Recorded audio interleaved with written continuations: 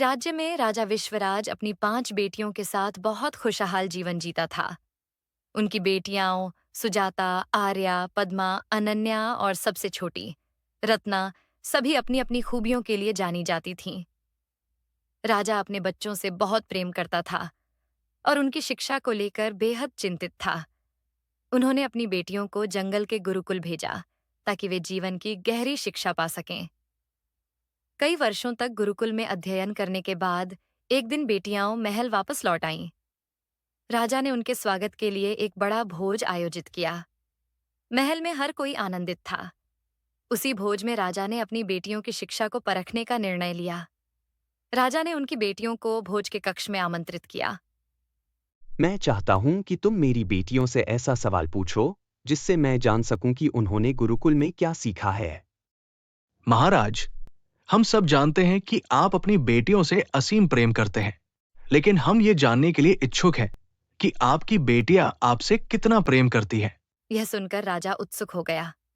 सबसे बड़ी बेटी सुजाता बोली, पिताजी, मैं आपसे उतना प्रेम करती हूँ जितना समुद्र में पानी है।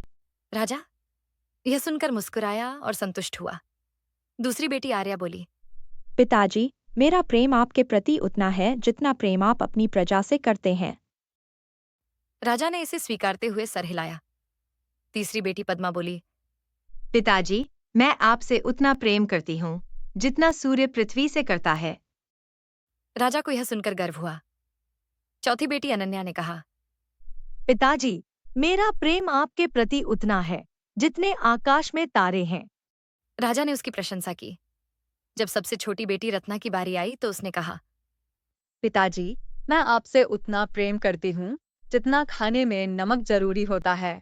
यह सुनते ही राजा का चेहरा गुस्से से लाल हो गया।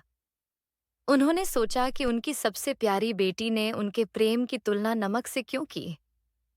उन्होंने गुस्से में आदेश दिया कि रत्ना को फिर से वन में भेज दिया जाए, क्योंकि वह अभी पूरी तरह शिक्षित नहीं हुई है।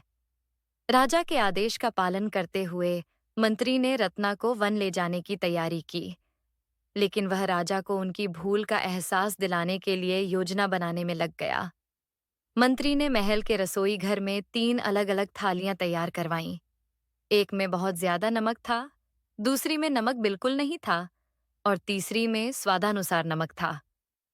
भोजन राजा के सामने परोसा गया। जैसे ही राजा ने पहली थाली का भोजन चखा, यह खाना इतना नमकीन क्यों है?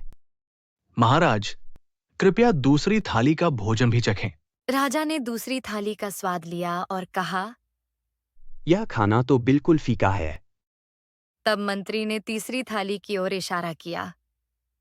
राजा ने जैसे ही उसका स्वाद लिया, यह भोजन पूरी तरह संतुलित और स्वादिष्ट है। महाराज, जैसे इस भोजन में नमक सही मात्रा में जरूरी है, वैसे ही आपकी सबसे छोटी बेटी का प्रेम आपके प्रति सही, संतुलित और सच्चा है। राजा को अपनी गलती का एहसास हुआ। उन्होंने रत्ना को तुरंत वापस लाने का आदेश दिया और स्वयं उसे लेने गए। इस बार जब रत्ना महल आई तो उसका स्वागत बड़े उल्लास और सम्मान के साथ किया गया। तुमने मुझे जीवन का सबसे बड़ा पाठ सिखाया है। सीख। कहानी यह सिखाती है कि सच्चा प्रेम संतुलित और सच्चे भाव से किया जाता है। भले ही इसका प्रदर्शन सरल लगे, लेकिन इसका महत्व गहराई में समझा जा सकता है।